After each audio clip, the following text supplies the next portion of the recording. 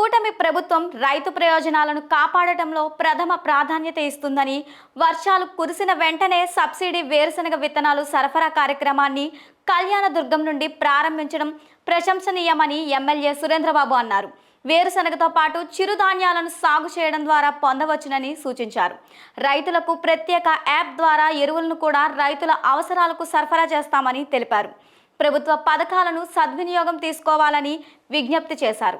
రైతులకు సాగునీరు అందించేందుకు సీఎం చంద్రబాబు బీటీపీ ప్రాజెక్టును 2028 లోపునే నీరు అందించేందుకు హామీ ఇచ్చారని తెలిపారు. ఈ కార్యక్రమంలో మాజీ market committee chairman Marepalli Mallikarjuna, వ్యవసాయ శాఖ అధికారులు, చైర్మన్ బోయ లక్ష్మీదేవి, రమేష్ పాల్గొన్నారు.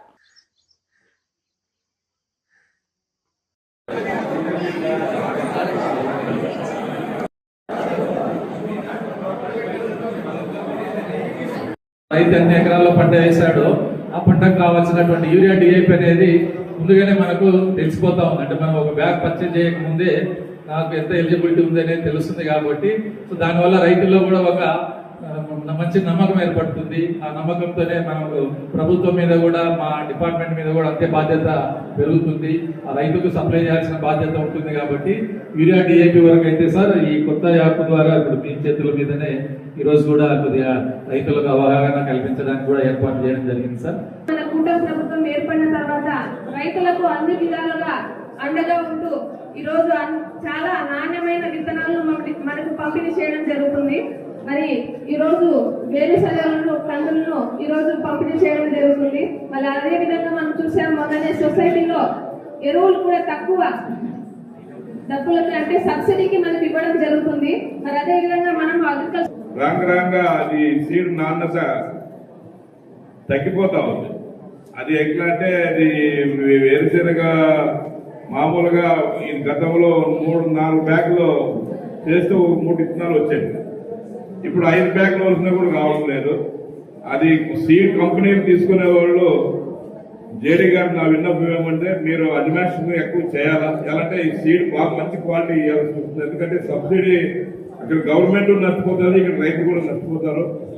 ఎందుకంటే ఇప్పుడు ధనలక్ష్మి అని ఎక్కువ సీడ్ అంతా ప్రైవేట్ కర్నూలు, ఆ నంద్యాల ఆ సైడ్ అంతా ప్రైవేట్ సీడ్ తెచ్చి రైతులు అంతా ఒక కేజీ 200 రూపాయలు పెట్టి కొంటున్నారు. మన సీడ్ తక్కువ రేటు ఉన్నా కానీ వేస్తే పండుగ అంత ఈల్డింగ్ రాదు.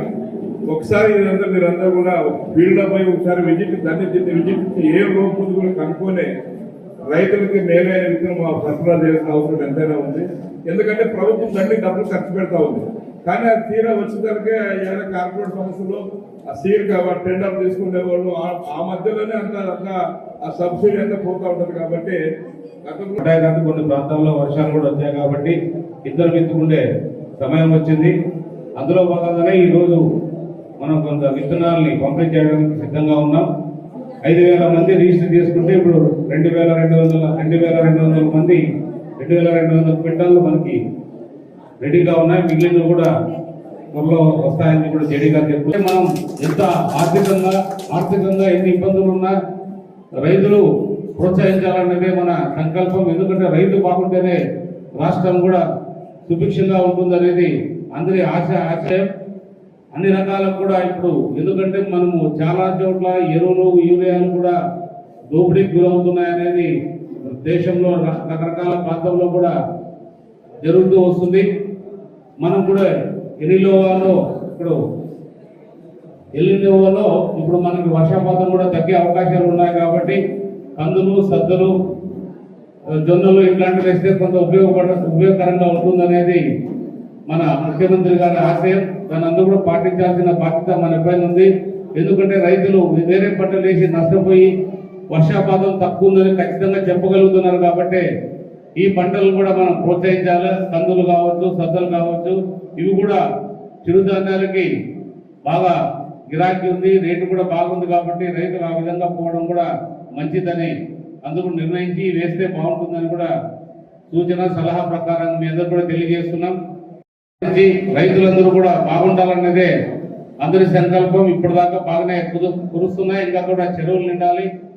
చెరువులు వర్షంతో నిండితే రాబోయే కాలంలో మన బీటీపీ ప్రాజెక్ట్ కూడా అన్ని చెరువులు కూడా నీళ్లు తెచ్చుకుంటే అవకాశం ఉంది. మొన్ననే మా ముఖ్యమంత్రి గారు కూడా ఒక షెడ్యూల్ ఇచ్చారు.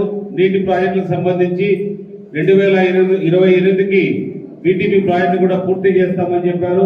ఆ 2028కి బీటీపీ ప్రాజెక్టుకి ఏదైతే మన కాలువలు ఉన్నాయో బీటీపీ కావచ్చు, కుదిర్పి కావచ్చు, అన్ని రకాలకు కూడా నీళ్లు వస్తే నిజంగా రైతులు కళ్ళలో ఆనందాన్ని మనం చవి చూడొచ్చు.